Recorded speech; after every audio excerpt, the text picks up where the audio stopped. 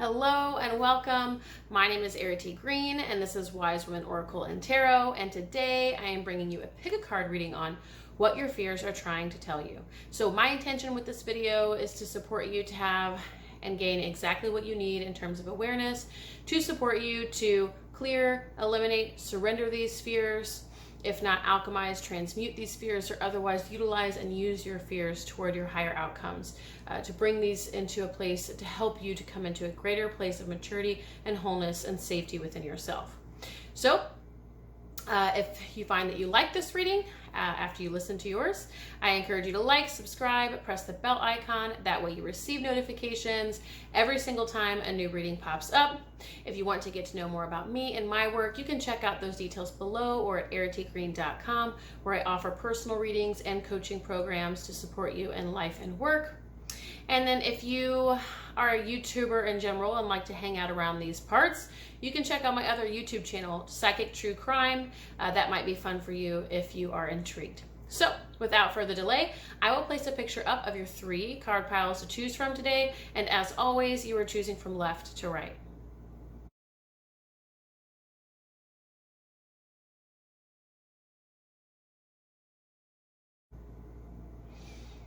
All right, card pile 1. Let's go ahead and get started. We're asking, what are your fears trying to tell you? What are your fears trying to tell you? So I feel like you might have a certain level of attachment or desire to certain things, maybe to certain people, to keep things as they are. It's like you feel safe when, I feel like for a lot of you, like your loved ones are safe. Like if everything could just remain right here with you right now, then all will be right in the world, right? This attachment to things being a certain way in order for you to feel safe, in order for you to feel good. So it's kind of like that idea of, you know, it's easy to enjoy life when it's nice and sunny outside, the weather is great, cool breeze in the air, kids are happy, everyone's healthy, voila, you know? But a lot of the times, or at least some of the time, life isn't like that. And so I feel like what your fears are pointing you toward are to your attachments.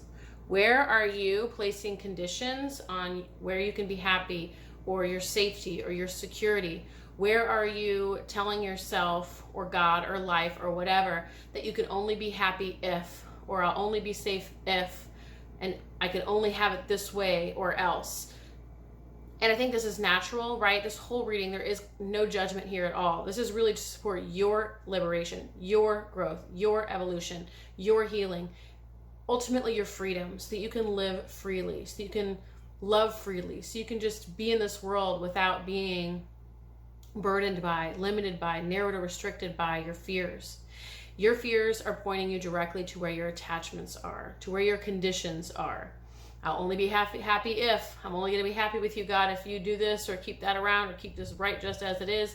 And again, for some of you, that is keeping certain people around and healthy, you know, ensuring their welfare and their well-being. And I think these, again, are so freaking natural. I don't think this video isn't at all about demonizing yourself or making yourself bad or wrong or feeling like this isn't natural or normal or whatever. I think the only quote-unquote issue that arises is when it becomes destructive, and or again, if it's not serving you. You know, if it's not serving your highest outcomes, what it is you want to be able to experience in your life. If every day you're living with neurosis or anxiety, or you can't just let go or be at peace or have a relaxed nervous system, okay, well then that's your sign that there's work to do. And so your fears, specifically card pile 1, are pointing you right in the direction of your biggest attachments. Now here's the thing, I already hear some of you being like, well yeah, duh, and and I'm not giving those things up, and don't even think for a second or try to convince or tell me or this or that. And I totally get that, right?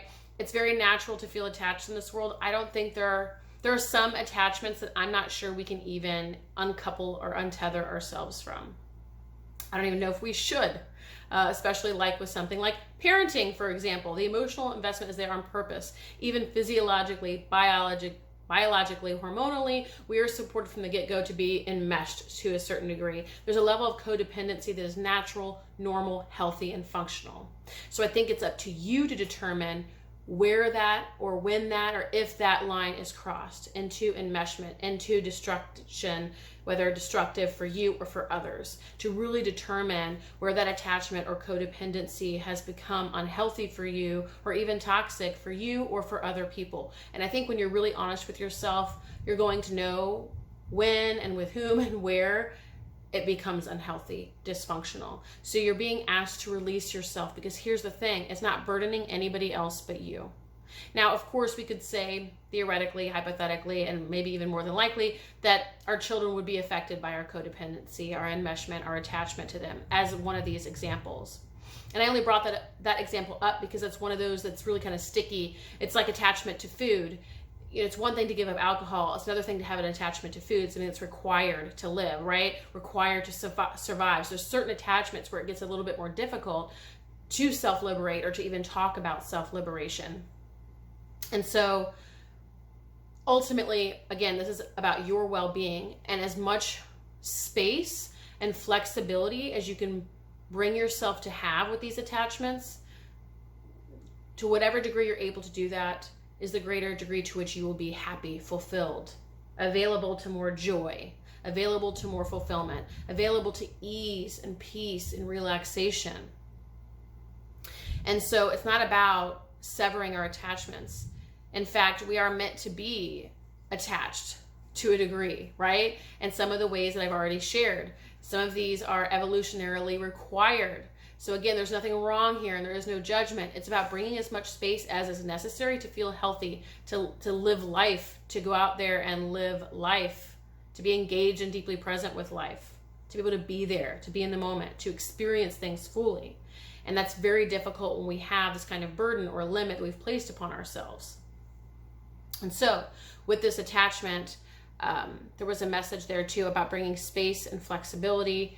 And there's not this thing, because I feel like in the spiritual community, right, or personal growth communities, there's this idea on one side that free yourself of all attachment, Buddhism, Eastern thought. And I'm not quite on that side, and it really doesn't matter what Errity thinks. I'm just trying to find a way to explain it to you, and thought I'd throw that in there. And there's the other side that's like, but attachment is natural, and this is a part of relationships, and just lean into it, and this is deeper intimacy. So wherever you find yourself, I'd say I fall somewhere in the middle, where I recognize the healthfulness and the wholesomeness and the beauty of attachments. But I also recognize when we're too attached, that's when we start, again, becoming destructive for both ourselves and others. When we become too attached, we literally can't breathe, or it's suffocating us or somebody else, or we're feeling hyper aroused or nervous, or like hyper vigilant. I mean, when I say arousal or speak to arousal, I'm talking about the nervous system. And so again, you have to find that line and be completely honest with yourself as to where it's no longer functional, where it's no longer healthy, where it's actually not liberating you and making your relationships better, it's making them worse.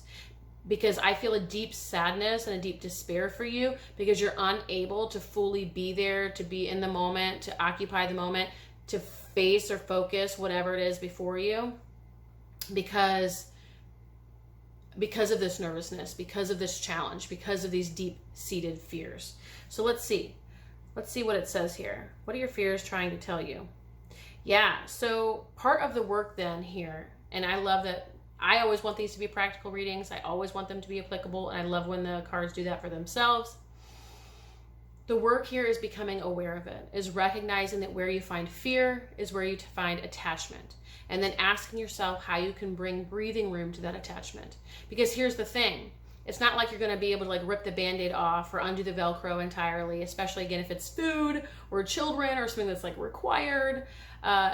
It's less about force and elimination and these cut and dry solutions, and much more about self-compassion and bringing some tenderness and some space and warmth to those areas where it is tight and it is scared and you're unable to see yourself out, right? Where you kind of feel like you're all alone in this void, and there's no safety, there's no security, there's no way out, right?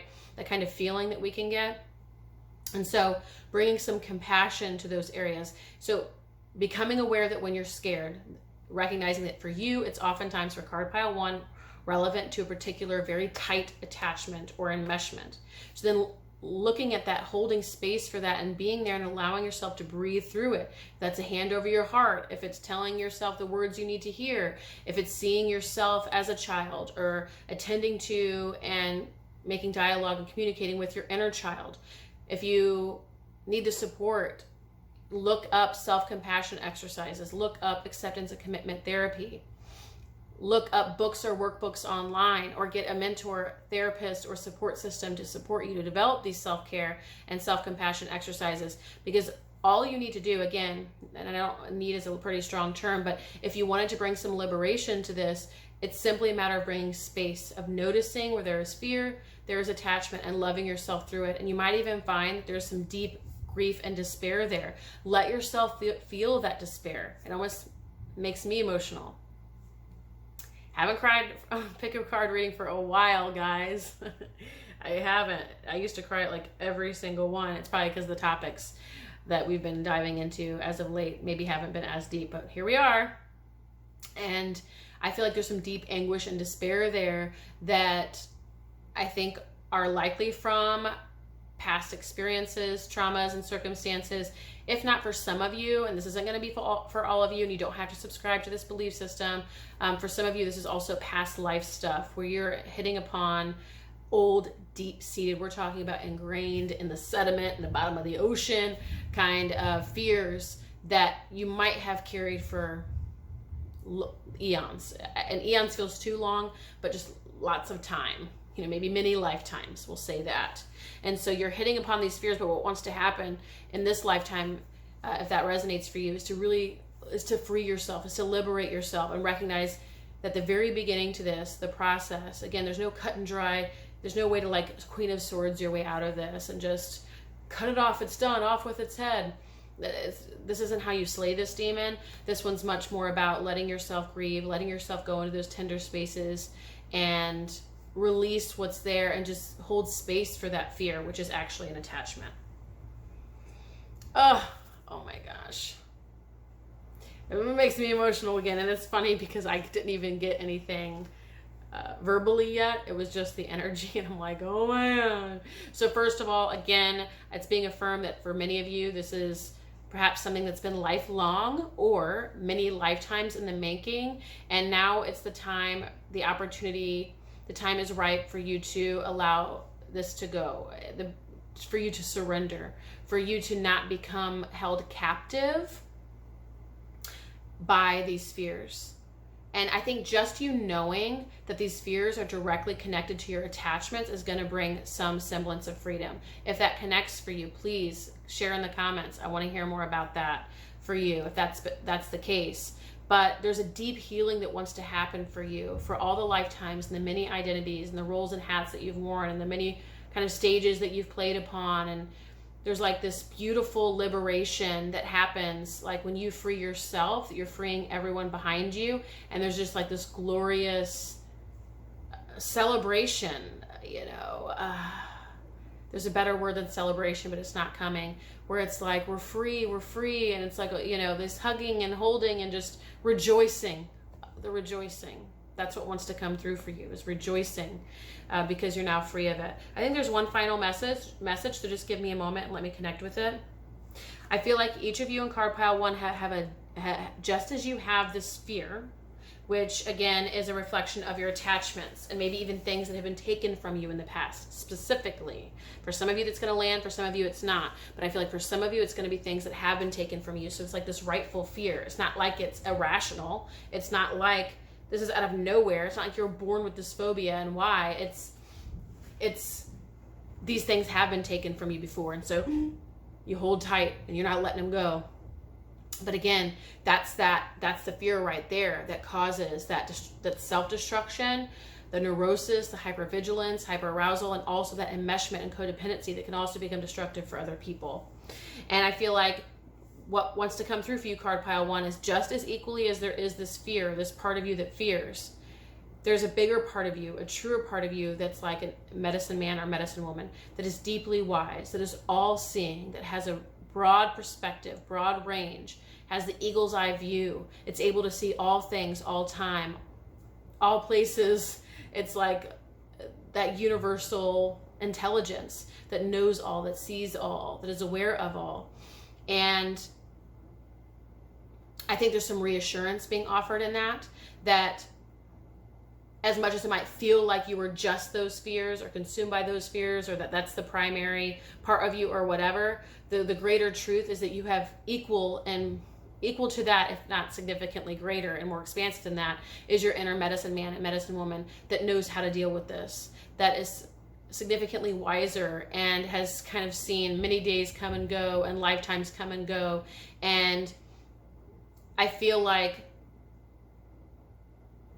the message again could be either reassurance, or that stepping into this awareness or occupying this awareness more might be able to support you to do this healing. But for me, especially because I feel this fear is so intense / limiting or restricting for you, I think it's going to be very difficult so far, at least in your journey, to be able to, in this lifetime, step into this medicine man, medicine woman energy. It's just this awareness that's here, that your soul sees beyond all of the tragedies and all of the challenges and all of the traumas and all the things that have been taken from you over however many years or lifetimes or whatever. There's like this all-seeing eye, and the more you can kind of step into that and that broader perspective, it's going to support you to move through this healing. But sometimes just knowing, I've swung my eye, which is why I keep grabbing my eye. Sometimes it's enough to just know that there's a part of you that's there, that's like that, that's bigger than this, that is timeless, that is unrestrained by one lifetime or form itself, that it is just boundless and timeless and eternal. You have an eternal part of you at all times that you can tap into. And I feel like this will become more and more available to you as you're able to free yourself / surrender yourself from these deeper, more ingrained fears. It's just this reminder of your own empowerment, of who you truly are at the deepest level, that you are way bigger, far broader, just, again, boundless, eternal than any fear or form that might ever bring you fear or concern or worry. So let me see if there's anything else. There's just this sort of immense connection with your soul, and I feel like that's always there. So card pile 1, if this resonates, if this lands for you, I encourage you to like, subscribe, press the bell icon. That way you receive notifications every single time a new video pops up. If you want to know more about me and my work, you can check out the details below, or find me on erritygreen.com, where I do offer personal readings as well as coaching programs in life and business. And if you do want to check it out, I have a new YouTube channel, Psychic True Crime, and I can see you over there too. All right, thank you, card pile 1. Okay, card pile 2. Card pile 2. So what are your fears trying to tell you? So your fears, card pile 2, are pointing you directly to where you feel like a victim. And I know that's sort of a buzzword these days. It can be a very charged word. It can be something that's challenging for people to talk about or move through. I'm certainly not one of those people that's all about like there are no victims and all this BS. I think we can very much be victimized on planet Earth, which is how and why the victimhood even develops in the first place. But I also recognize we can heal and evolve and grow and mature from our victimhood and experience greater levels of personal empowerment, sovereignty, and freedom. So I feel like your fears, specifically card pile 2, point to where you've been victimized in the past and where you then have the keys to your own freedom. So your fears are probably directly related to experiences you've had that have made you feel like a victim and or have very much and very validly victimized you. And now your work then is to find the personal empowerment, find how you utilize this for good, find how you're able to evolve from this and actualize from this and support yourself to grow from that place. Because by nature, the victim within us, right? First of all, let me back up a little bit. I tend to see our inner children. Let me mute these.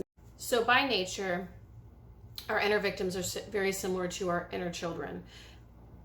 when we are feeling like and occupying our empowered adult, we very rarely take things personally, and we very rarely feel victimized. This doesn't mean that we can't be victimized, our physical body as adults, but in terms of our mindset and how we perceive things and how we interact with the world, we can either perceive and interact with the world from the level of the inner child, which can feel like a victim, but very rarely as empowered adults do we feel victimized, because we recognize, 1, we don't have to take things personally. 2, we get a choice as to how we perceive this. 3, we get to decide what kind of action to take or choice to make from here. So there's a level of empowerment there and freedom that supports us to not lose ourselves to that suck of feeling victimized.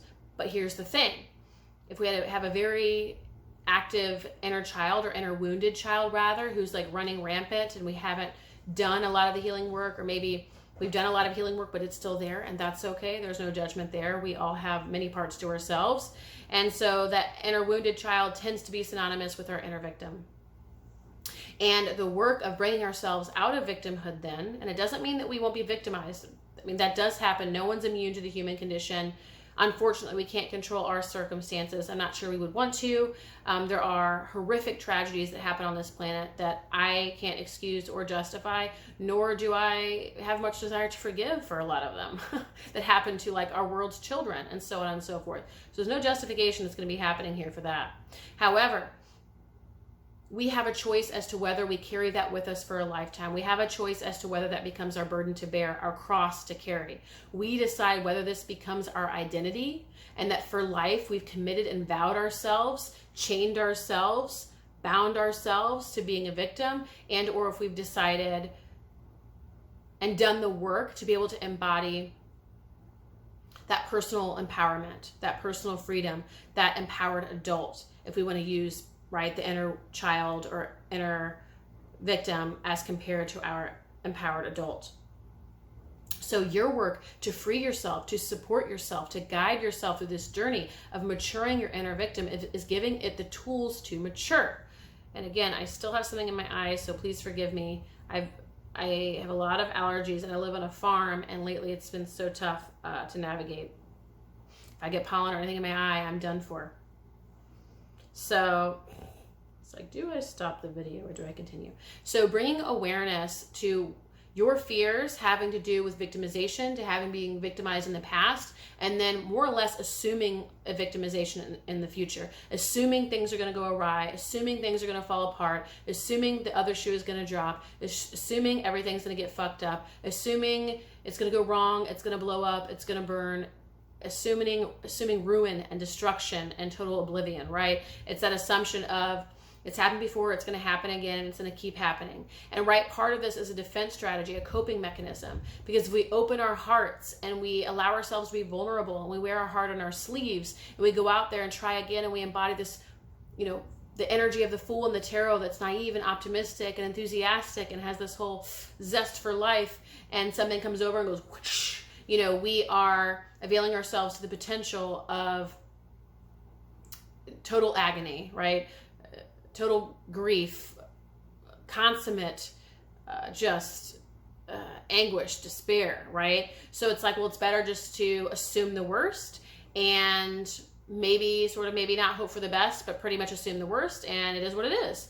And card pile 2, your fears are trying to show you that in some areas you have assumed victimization, that you have assumed victimhood, and thus, when we enter that dynamic of victimhood, or when we enter that dynamic of I am a victim, I'm going to be a victim, I might be victimized, something might happen, again, somebody's going to fail, somebody's going to fall, somebody's going to burn, we also assume this dynamic of there is a villain, and I can get hurt, and I will get hurt. It's like when we enter that dynamic at all from either side, villainhood or victimhood, we're assuming the other polarity. And frequency-wise, vibration-wise, we make it more likely for us to continue living there. Now, here's the thing. I don't want that to scare you because, of course, if you're here and you're watching this, you're like, well, that's the last thing I need to hear. Law of attraction. I don't want to know that I'm you know, the insect in the spider's nest that's calling the spider to me. Here's the thing, it's not going to get any worse than it's already gotten in your life, okay? And I know that sounds like, oh, well, thanks, but it's like, it's not going to be some rip-roaring, now there's a volcanic eruption and the whole world's coming to an end because you found out that you've entered this dynamic, you know, that you do by choice when you assume your own victimhood. It'll just be the same thing, right? That it's always been. The car breaks down, there's a water leak, landlord calls, a surprise bill in the mail, fender bender. It's always going to be those kinds of things, right? For the most part, for all of us, it's not going to be these, it's very rarely, just like miracles, although daily miracles are real, and they're so profound and so beautiful, and they happen daily. The bigger miracles, at least the ones that happen in form, where like a life is saved, or like people are moved, like pedestrians on the street from one place to another, like actually moved. Find those videos on YouTube, they exist. Those are few and far between, as are crises and like major life-changing accidents. So you don't have to worry about any of that stuff. Again, it's not going to get any worse than it already is. But there is freedom here and liberation to a new vibration, new frequency, new way of experience, new way of living and being in this world. And it's going to happen from maturing that inner victim into that inner victor. It's supporting that part of yourself just like you would a child or a toddler as they grow from baby to toddler to elementary age, middle school, teenager, college age, and so on and so forth. There's this natural evolution and progression and maturation and growth that occurs with every human, and this is very much the same way that you can help mature and grow those inner parts that are still in a place of assuming victimhood, okay? And you can do this work through compassion as well as empowerment, supporting yourself to take action where you can and control what you can, and then release the rest. So a part of this work is, instead of assuming victimhood and maybe giving up and resigning, which tends to be a way that we do it when we identify as a victim, just F it, never mind, forget it, I won't even try. It's going in there and asking yourselves, well, what can we do? What can we control?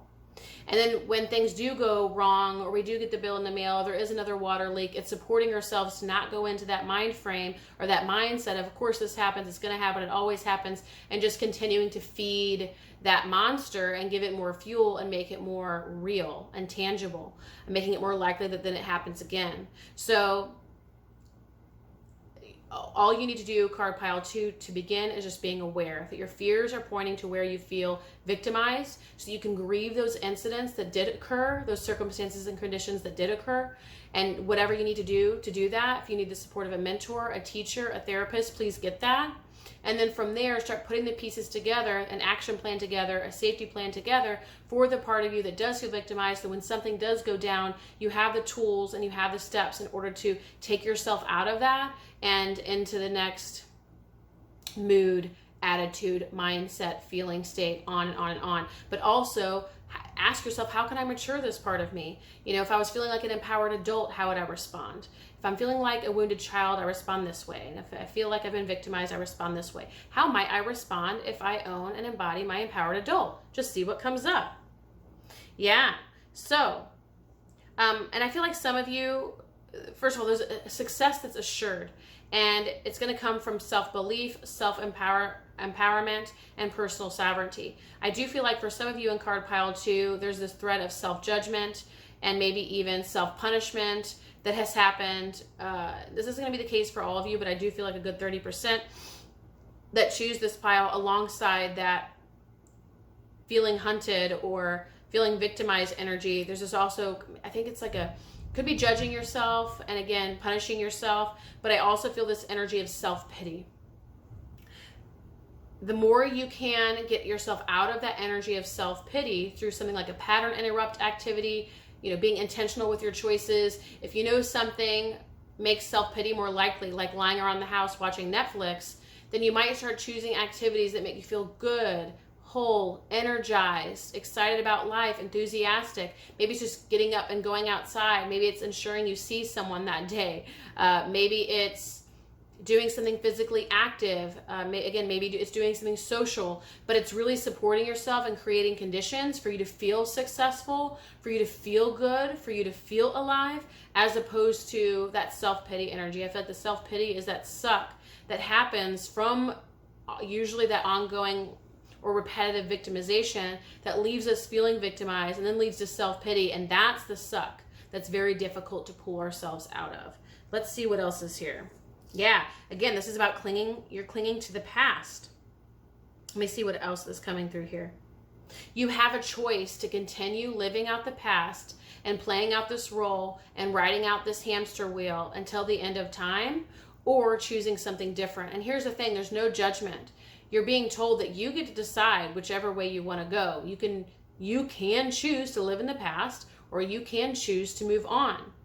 Some of you aren't ready to move on, or would tell yourself that, or are very honest with yourself and you're like, I might need to do more healing work before I'm able to do that. Those are very honest and real and valid answers. But for those of you who want to move forward, your fears are trying to show you where there is a commitment, an agreement to victimhood, because the more we justify it and the more we feel self-pity and allow ourselves to stay there, to be there, the more we're going to make it real for ourselves. If you're deciding here and now that you no longer want this, that you've had enough, you've hit your bottom, like I'm done, I'm ready to move on, well, here's your key to freedom. You get to decide. You get to decide that you no longer want to live in this place, and you get to move forward. Now, I know we've talked about a few tools and steps for you to do that today. Obviously, there's probably a plethora of tools and steps that you might need to look into in order to kind of pull you out of this suck. But when I say this suck, I'm talking about kind of like the energy suck, where it's almost like quicksand. You just get sucked in, or a whirlpool, and it's almost like you can't even, once you're there, you can't get out. There is a lot of thunder. You guys might be hearing that.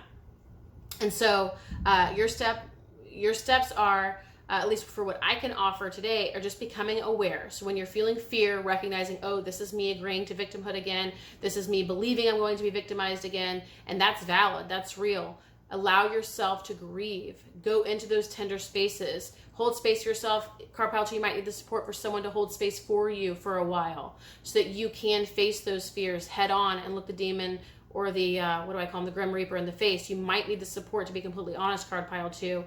You might need the support to help pull you out in the beginning of those self-pity moments or self-pity days. With that said, the more you continue to embody your true mastery, the more you continue to embody your inner empowered adult, the more you work to mature that inner child, that wounded inner child, or that inner victim to victory, the more that you take these necessary steps, you make the choice to let go of the past.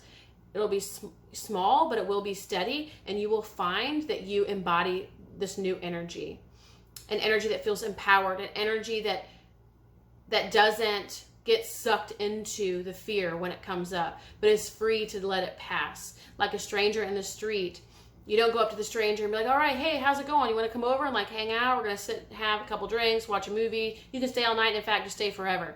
That's kind of how you're interacting with your fears now, where you have the choice now to let that stranger pass you by on the street, and you're like, and you kind of keep on moving, all right? That's the freedom that's available for you now. So card pile 2, if this lands, if this resonates, I encourage you to like, subscribe, press the bell icon. That way you receive notifications every single time a new reading pops up. If you want to know more about me, my work, you can check out my details below. Visit erritygreen.com, where I do offer personal readings for both life and business. And then if you like this sort of thing, you can check out my other YouTube channel. It's new. It's called Psychic True Crime, and it is linked below. Thank you, card pile 2. Okay, so card pile 3. What are your fears trying to tell you? So card pile 3. This is so interesting. I love the different energy that comes up in each of these readings. It's so stinking cool. I can't even begin to tell you what a gift it is to be able to share these things with you guys. It's just seriously unimaginable and probably the greatest joy of my life. So thank you for being here. Card pile 3, back to you. Your fears are showing you where you're scared of yourself. It's showing you your propensity or inclination for self-sabotage or self-destruction. It's showing you where there's a part of you that's more likely to attempt to destroy something or not pursue something or turn away from something so that you don't have to step into your fullest potential, so that you don't have to do the thing, say the thing, do the work, whatever it is that would support your greater vision, your higher successes, your greater outcomes, your fullest potential. So there's a part of you that is very much scared by what you are capable of, that is scared of both success and failure. Scared of success because it might bring failure, or any form of failure. For some of you, it's not just failure like loss of it or loss of money or something like that. For some of you, it is rejection or abandonment or hate. You know, like the haters come out of the woodwork when we become successful, or we have more reach, or we're more visible, right? So some of you are scared of that. Some of you are scared of failure because of what you would make it mean about you. And so the first thing that wants to come through is, for those of you, you guys might hear thunder tonight. Not much I can do about that. I should have set the intention. So I did my best, but usually I have a little conversation with Mother Nature, and it works. Trust me, with storms, with lightning, any one of those things, have a conversation with Mother Nature, build that relationship, and it will be honored. So for some of you, when you quote unquote fail at something, i.e. you don't meet the bar or your own personal standard, meaning it's not really failure, that's just you setting your own bar and standard, like you're assuming you know, or that it should be a certain way, and there is no guarantee on that, and it's very rarely the way that we think it's going to go. It's also very ego focused in terms of like assuming, again, we know the best or how it's all going to work out, and really that awareness is just helping you sort of let go and release your attachment for all the ways you think things should show up, which will help you sort of hold it more loosely and flexibly, and therefore hold yourself more loosely and flexibly. But it's like you put so much into, if you don't meet the expectation, a standard or a bar or whatever it is you put in place for yourself, you make that quote unquote failure mean something about you personally. And remember, you don't have to make your failures mean anything about you. You don't have to make anything that you do really mean anything about you. To the extent that you make meaning of it is your choice. And of course that can take us down a whole other rabbit hole, which we would just be zero, there's zero accountability. I don't think that's really maybe the answer. And I guess it really doesn't matter what Errity thinks, but I'm just kind of taking us on a little detour. All of that said, kind of bringing it on back, that you don't have to make your failures mean anything particular about you. You don't even have to take it personally. You can assign meaning any which way you want, and that you don't even have to set a standard or an expectation for yourself, right? There's that whole attachment to results, attachment to outcomes, attachment to success or failure, what it means for you, what it would mean about you, the implications, what would happen if. So there's like all of these ideas and stuff that are wrapped up in your success or your failure, such that there's a part of you that then finds ways to avoid it altogether. Well, if I just don't do it, I don't have to worry about it. Or maybe are ways that you sabotage your efforts or sabotage yourself. Give me a moment here. I went ahead and placed an intention just so we can get a lot of thunder here in Florida, and I wanted to be able to finish this reading for you all. So what you're being reminded of here. So your fears are going to point directly to your potential. So what are your fears trying to tell you? They're trying to show you or point you to where you're scared of your own potential, your own successes, your own failures, and the implications or consequences of that. Now, the other side of this message, what's coming through right away, is that the less you can make it about yourself, right? That self-absorption, that self-focus, that it's about me and my success and my failures, the more you can focus on it being about you being of service, or about your service, or being a vessel for service, or sort of being the messenger of God, or playing the role of doing God's work in the world, the more you can make it about that, about purpose, about vision, about mission, the better off you're going to be. The easier this is all going to land for you. The easier you're going to be able to settle in and just do God's work and not even focus on you, or whether it's good, bad, ugly, high, low, left, right, all this stuff. None of that stuff's going to matter when you know you're just showing up for your purpose every day. You know that you're just being of service, that you're here to show up and do God's work. God, Great Spirit, Cosmos, Higher Power, Universe, Source, Creator, the Eternal, Mother Earth, whatever you want to call it, okay? Because here's the thing that Spirit wants to share, that ultimately, when you're holding yourself back, you're holding yourself back from this gift of service, from this gift of purpose, from showing up in your fullest expression and doing the work that you came here to do, that you are here for a reason, that you do have some kind of soul mission or soul purpose or some greater contribution that you might have agreed to or committed to as a soul, or there's a part of you, of course, that wants to be expressed and actualized. And the more that you sort of argue with yourself about that, counter that, resist that, not show up for that, defy that, rebel against that, find all these reasons as to why you can't or shouldn't or won't today, and on all those ways we sabotage, the less people are going to be impacted, the less you're going to be able to help, the less you're going to be of service. So there's this message about making it less about you and making it mean something about you, whether it's success, failure, high, low, left, right. Like, doesn't even matter. The more you can focus on this just being your service, your purpose, and showing up no matter what, the easier this is going to go for you. So that's the first message. Your fears, card pile 3, what are they trying to tell you? They're trying to tell you where you're scared of your own potential. You're scared of your own light. You're scared of your full power. And very well, these might be then holding you back or limiting you in some way, keeping things narrow.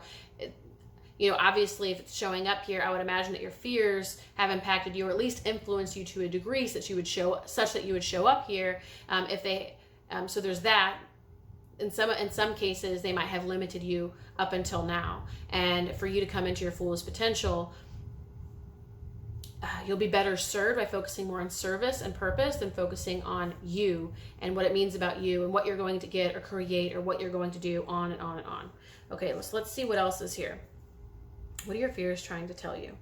They're also, your fears are showing you where you can be more kind or kinder to yourself, where you can be more compassionate with yourself, where you can support yourself to release these expectations, release these standards, let go of the bar, drop it, let it go, you know, shelve it, let it be, where you can just let sleeping dogs lie, where you can just show up and again, release and surrender your attachment to any outcomes or even the meaning that you tend to assign to your actions or to how it should look and what should happen and when it doesn't, and all these things that then kind of unfolds from there. It's like the more you can just be kinder to yourself. And I actually believe that the kindness, the level of kindness that you show to yourself is directly related to your abundance, to your higher potential, to your success. The irony is that the kinder you are to yourself, the more you're availing yourself to greater abundance.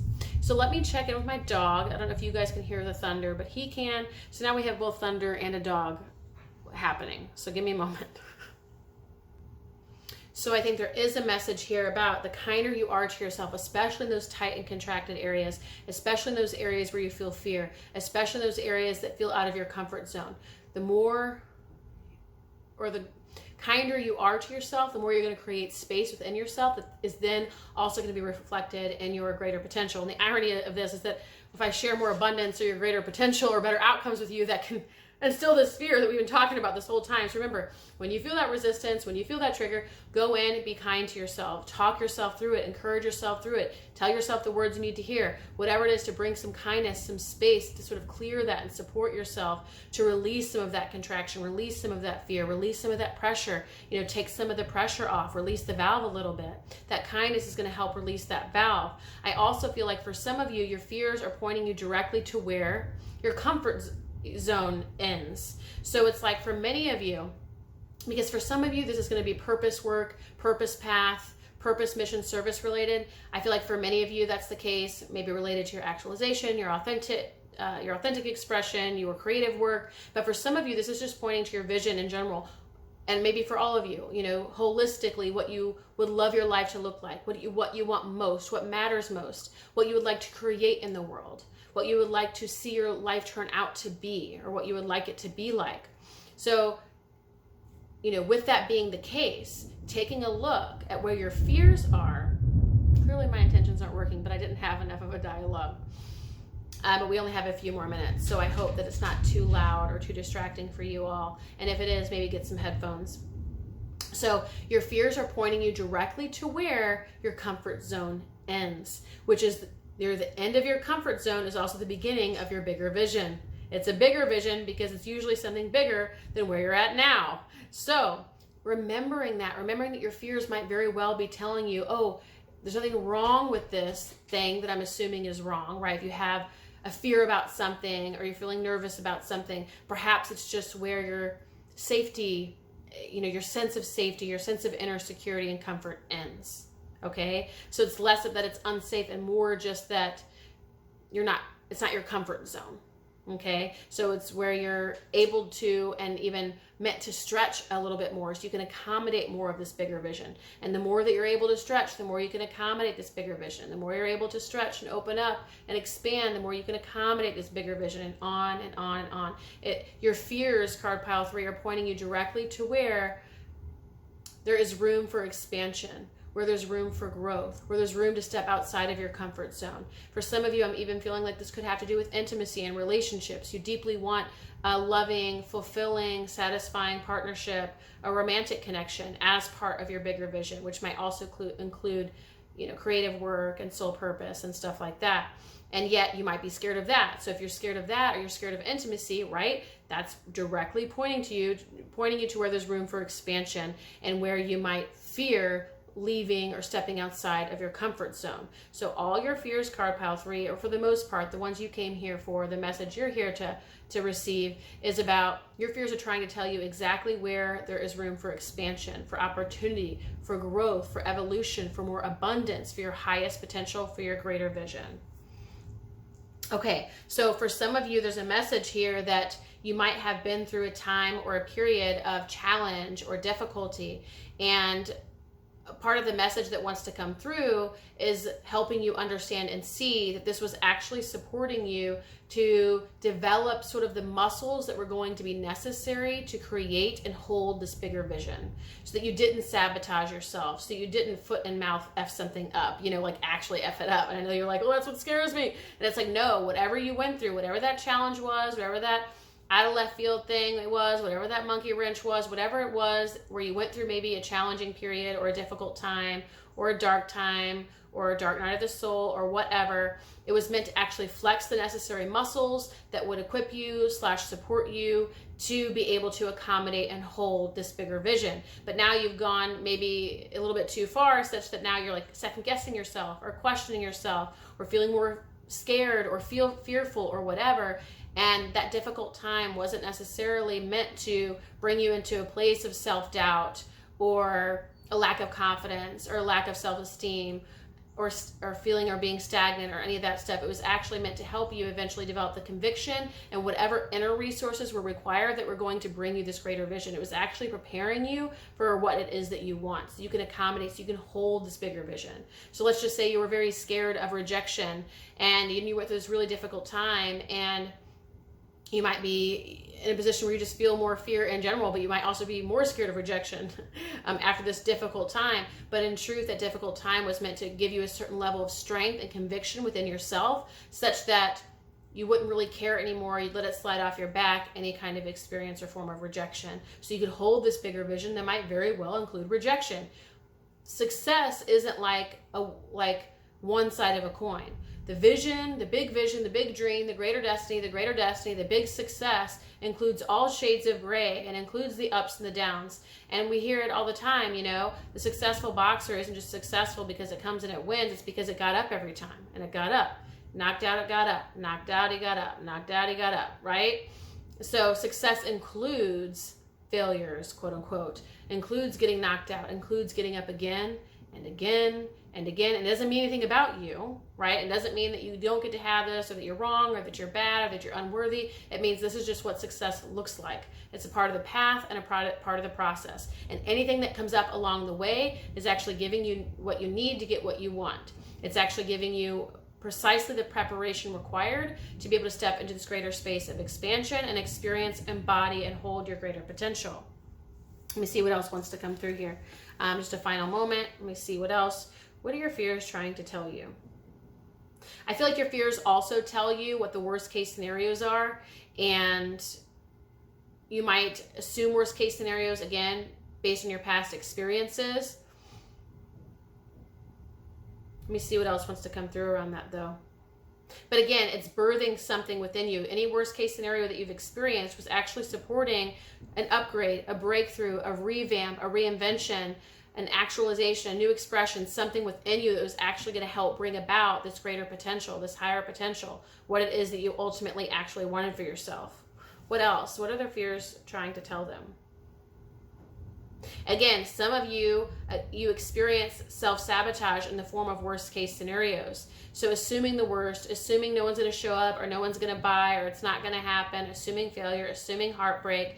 For some of you, it's more like that. Okay, I'm like, that was a weird feeling, almost like the power went out, but it didn't.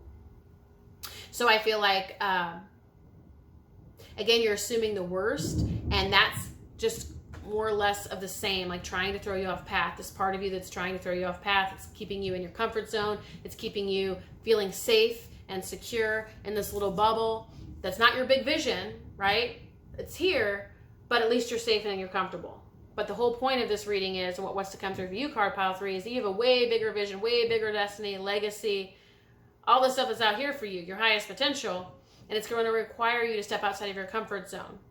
So card pile 3, I also feel this inevitability of success. So please don't worry. The success happens. The success comes. That's why this message is here in your lap today and in your face and unavoidable if you're here and you're listening, because you're meant to recognize that all of your fears or any of the fears that come up right now, they are pointing you directly to where you're scared to leave your comfort zone. They're pointing you directly to where there is sabotage, to where you're going to sort of veer off path or like self-doubt or something like that. It's helping you recognize that none of it's true, none of it's real. It's all, again, these efforts to sort of detour or derail yourself. Your fears are pointing you directly to where you're able to expand and come into / embody or become your higher potential, and then experience that in the outer reflection or reality that is your life. I'm sure there was a better way to articulate that, but I'm also hearing my dog cry and have the thunder happening, which thank goodness has settled some, but it's a lot for me to be able to hold. Look at that. So let me see if there's any final messages. Yeah, so your fears are pointing you directly to where there is room to actually step into your greater potential, to allow this big vision to come through and for everything to come to you, all the things that you know that you're meant for. So card pile 3, if this resonates, if you enjoyed this reading, I encourage you to like, subscribe, press the bell icon. That way you receive notifications every single time a new reading pops up. If you want to get to know more about me and my work, you can check out those details below or at erritygreen.com, where I offer personal readings and coaching programs to support you in life and business. You can also check out my new YouTube channel, Psychic True Crime, if that kind of thing tickles your fancy. And otherwise, I think that's it. And thank you, card pile 3. I'll see you next time.